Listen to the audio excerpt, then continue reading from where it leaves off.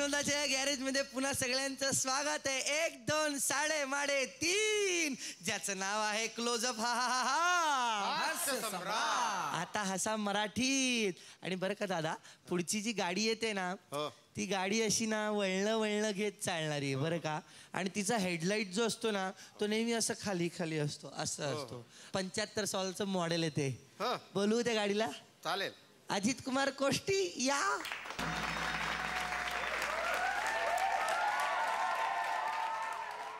परवा ना तुमच्या मुंबईत ना आमच्या गावात एक माणूस आलता. ते हजामत करून घ्यायला आमच्या गण्याकडे आले. इथं 20 रुपये आहे ना दाढी, आमच्या गावात आहे 3 रुपये. हे मुंबईत ना आलंय म्हणताना गण्या त्याला म्हणतोय 5 रुपये घेणार बघ. हे म्हटलं घे. हे म्हटलं दाढी करतो खरं उतानं झोपायला पाहिजे म्हटलं. तर मुंबईवाल्याला वाटलं इथलीच पद्धत आहे हो काहीतरी असं उतानं झोपून. हे बी शाणं झोपलं. गण्यानं दाढी केली.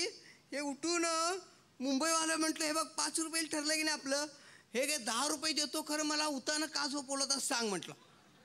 गण्या म्हटलं आहे म्हटलं ते काय नाही म्हटलं. हे 20 रुपये जादा घे म्हटलं खरं उतानं का झोपवलं तर सांग.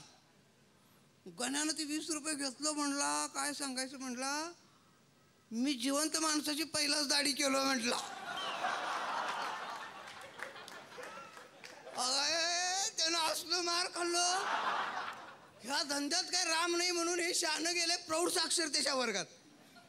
प्रौढ साक्षरतेच्या वर्गात मास्तर शिकवत होतं. ए म्हणजे ॲपल, बी म्हणजे बेबी. गण्या म्हटलं असलं काय आम्हाला कळत नाही. मग आता ह्याला समजलं असं आमच्या मास्तरनं शिकवलं. ए म्हणजे अण्णापाची बायको, बी म्हणजे बन्याची बायको. हे बी म्हटलं हा म्हटलं बरोबर आहे म्हटलं काका. ए म्हणजे बरोबर आहे म्हटलं लांब नाक्याची तसलीच आहे म्हटलं. डी म्हणजे दगड्याची बायको, यम म्हणजे मंग्याची बायको. हे इथंपर्यंत शिकलं आणि बारक्या पोरासारखं घराकडे बोलवायला म्हणून गेलं दप्तर घेऊन. दुसऱ्या दिवशी येऊन बसला. मास्तर म्हणले उठ्या म्हटले उजळणी घ्यायची. उठ म्हटले गण्या. गण्याला उभा केलं आणि फळ्यावरती काढलं डब्ल्यू. सांग म्हटलं काय. गण्यानं निम्मच अभ्यास केलता ना, मधल्या सुट्टीत गेलतं काल. हो असं डोकं खाजवलं. म्हटलं मास्तर म्हटला ही यम म्हणजे मंग्याची बायको आहे खरं उलटी का बसल्या म्हटला.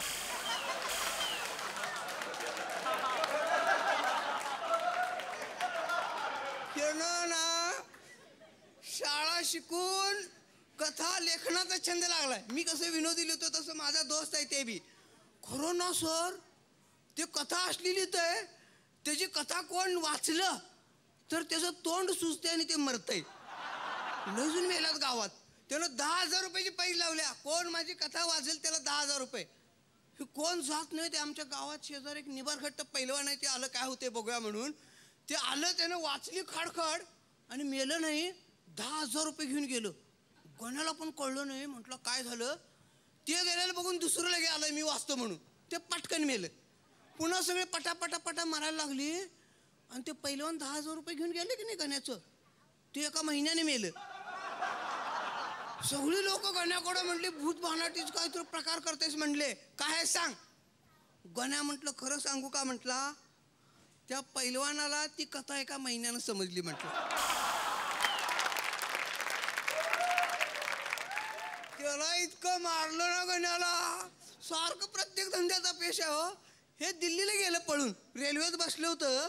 ती गेली गाडी दिल्लीला. तिथं एक टॅक्सी घेतल्या चालवायला आणि ते टॅक्सीचा धंदा करते. ड्रायव्हिंग असलं आहे याचं. टर्नला काटकोनात वळवणारं जगातलं एकमेव ड्रायव्हर आहे. काटकोनात वळवतोय. लोक सगळे असे घाबरून घट्ट. एकटं पॅसेंजर मधनच म्हटलं बास म्हटलं माझं स्टेशन आलं. हे उतरलं आणि म्हटलं लोक म्हटलं असं कसं काय टर्नला गाडी वळवतोयस र. गण्या म्हटलं खरं सांगू का, खरं सांगू का म्हटला, मी पण ना टर्नला डोळे झाकूनच एकदम वळवतोय म्हटलं. त्याच्याकडं एक अमेरिकेत चालतं दिल्लीला. म्हटलं तुमच्या भारतात उंच काय दाखव. ह्या शाण्यानं 500 रुपये घेतले गाईडची टीप आणि दाखवायला नेले आपला लाल किल्ला. हे किती वर्ष लागले असतील रे बांधायला. गण्या म्हटलं 5-6 वर्ष लागली असतील. अमेरिकेचं म्हटलं 5-6 वर्ष. अरे लोक म्हटलं आम्ही असलो 5-6 दिवसात बांधतोय म्हटलं. कसलं भिकार तंत्रज्ञान. आता आपल्या देशाला भिकार तंत्रज्ञान म्हटलं, ह्याला राग आला, जरा 500 रुपये घेतले. ह्यानं पुन्हा नेलं त्याला ताजमहालकडं. पुन्हा प्रश्न, ह्याला किती दिवस लागले असतील? गण्या म्हटला लागले असतील, म्हटलं 5-6 वर्ष. 5-6 वर्ष? अरे खरोखरच तुमचं भारताचं भिकार तंत्रज्ञान आहे म्हटलं. गण्याला राग आला आमच्या. त्याला म्हटलं असं करा, म्हटलं साहेब उद्या या म्हटलं. दुसऱ्या दिवशी त्याला घेतलाय आणि घेऊन गेलाय कुतुब मिनार दाखवायला. साहेब हे उंच कुतुब मिनार बघितलं, म्हटलं या अमेरिकेच्या माणसाची पहिलं टोपी पडली, मग हे पडलं बादकन आणि उठून म्हणतोय आया. मग लोक काल का दाखवला नाहीस हे? गण्या म्हटलं काल हे नव्हतंच. आणि एका रात्रीत आम्ही बांधलंय म्हटलं. तिथनं आलंय शाणं, आलं की नाही, आम्हाच्या गावात नुसतं थापा मारत असते. म्हणतोय माझी सोनिया गांधी ओळखीची आहे, सचिन तेंडुलकर माझा दोस्त आहे, बच्चन तर माझा पाहुणा लागतंय. मी म्हटलं का चल बघू, मी पण मुंबईला जातोय म्हटलं शूटिंगला, दाखव चल बघू. मला घेऊन आलंय मुंबईला, जलसा बंगल्यावर गेलो आम्ही. आणि हे गेलंय दार वाजवायला. मी तर बाबा लांब थांबलो, म्हटलं मार खाते म्हटलं. आता हे जाऊन टक टक दार वाजवलं. मी आपलं चिरीतनं बघितलं, तुम्हाला पटणार नाही, डायरेक्ट बच्चन साहेबांनी दरवाजा उघडला. आणि त्याला म्हटले काय गण्या लय दिवस दिसला नाहीस. माझं डोकं फिरलो बाबा.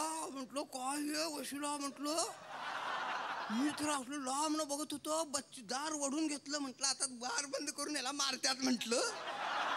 तर 2 मिनिटात दोघं बी बाल्कनीत आल्यात. आणि बच्चन आणि गण्या गप्पा मारायला लागल्या. गल्लीतली सगळी लोक बघायला, हे ते बघा, हे ते बघा. म्हटलं काय बोलायला बघून लोकांच्या जाऊन बघितलं मी. लोक म्हणत होती बघा बघा बघा म्हटली. एक तर ते गण्या आहे, मग ते दुसरं कोण आहे?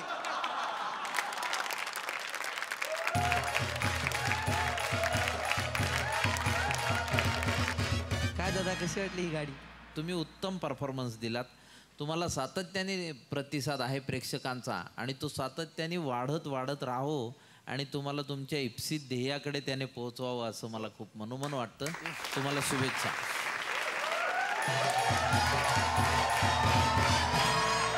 दादा जी तुला विचार ना, काय? त्या कस्टमर कडनं 777 रुपये आणले का राहिलेले? जितू ते 777 रुपये कुठे आहेत? सांग जितू सांग. अरे दादा आपलाच आहे, सांग. का बोलती का बंद झाली तुझी? दादा ते कस्टमर ते देत नाही दादा. ते म्हणली दादा मी सांगू खरं कारण? हा सांग. हा गेला होता मागायला कस्टमर कडे, पण ती म्हणाली मी देत नाही. ती म्हणाली मी देत नाही. ती म्हणाली ती म्हणून. म्हणजे कोणती स्त्री आहे? मग अर्थातच दादा. गॅरेज मध्ये आली. हो हो.